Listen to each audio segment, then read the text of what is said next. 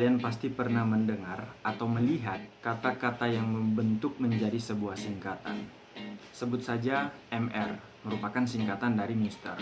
Kemudian MRS, merupakan singkatan dari Mrs. Dan DR, merupakan singkatan dari dokter. Selain itu, Prof, yang mana merupakan singkatan dari profesor. Kemudian Math, singkatan dari matematika. Kemudian ada FBI, NBA, CIA, IBL, AIDS, UFO, NASA, radar, dan masih banyak lagi bentuk-bentuk singkatan lainnya. Oke, untuk lebih jelasnya, langsung saja pada penjelasan dan contohnya. Dalam bahasa Inggris, penyingkatan dikenal dengan nama abbreviation dan akronim. Abbreviation memiliki dua jenis, yakni shortening abbreviation dan initial abbreviation. Shortening abbreviation merupakan bentuk singkatan dari sebuah kata ataupun frase seperti MR for Mister, HR for hour, yang mana pengucapannya masih diucapkan secara penuh meskipun telah terjadi penyingkatan. Ada banyak sekali bentuk umum dari abbreviation yang sering digunakan sehari-hari, seperti yang sering kita gunakan dan sering kita lihat. Seperti contoh berikut ini. Dalam bahasa Inggris, ketika mau menuliskan alamat, biasanya sering terjadi penyingkatan. Contohnya, kata street atau avenue sering disingkat menjadi ST ataupun AFE. Jadi biasanya kita sering melihat di film-film tertulis ST atau F, yang mana itu merupakan singkatan dari street ataupun avenue. Dalam bahasa Indonesia, contohnya seperti penyingkatan kata JL untuk jalan, kemudian LRG untuk lorong. Contoh lain ketika kalian mau menuliskan nama hari ataupun nama bulan dalam bahasa Inggris.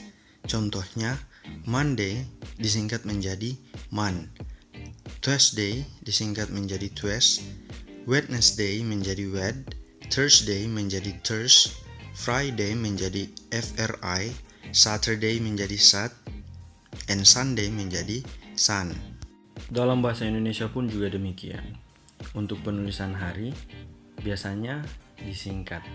Senin menjadi Sen, Selasa menjadi Sel, Rabu menjadi Rab, dan seterusnya. Kemudian untuk penulisan nama bulan, Januari disingkat menjadi Jan, Feb, Aug, Sept, Oct, Nov, Des. Semuanya merupakan singkatan dari nama-nama bulan. Contoh lain yaitu kata X. X merupakan singkatan dari bukan ex-boyfriend ya ataupun ex-girlfriend, melainkan example. Nah, dalam bahasa Indonesia, kita bisa menyingkat kata contoh menjadi CTH. Selain itu ada singkatan exam untuk examination.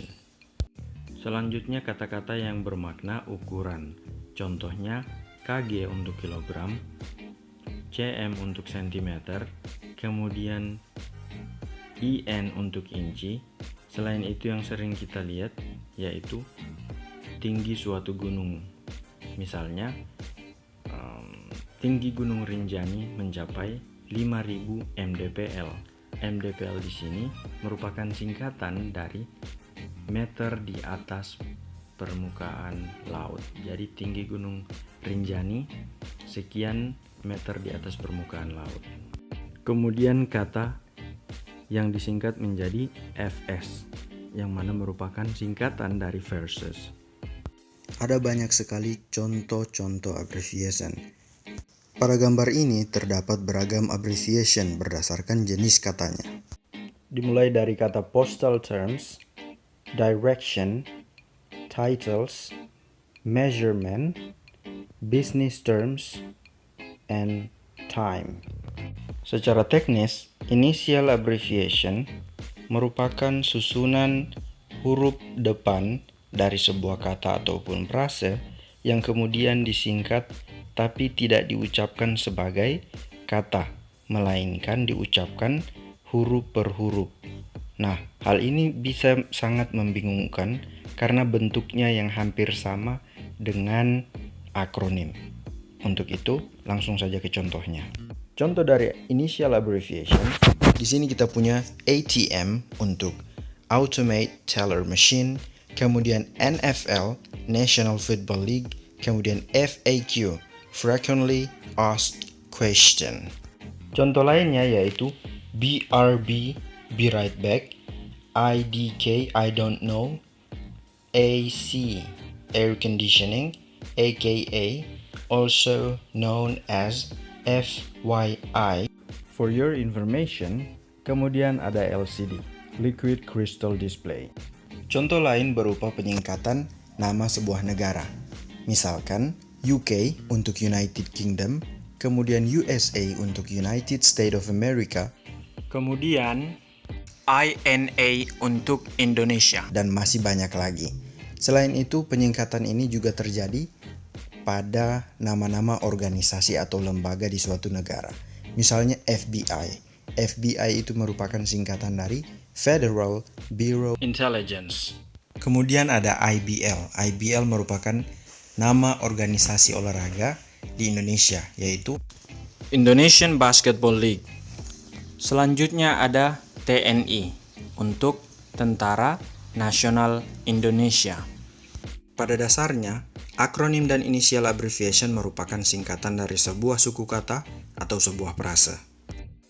Proses penyingkatan dari akronim dan initial abbreviation terbilang cukup sama, yaitu dengan cara menyingkat setiap huruf depan pada setiap kosakata sebagai singkatannya.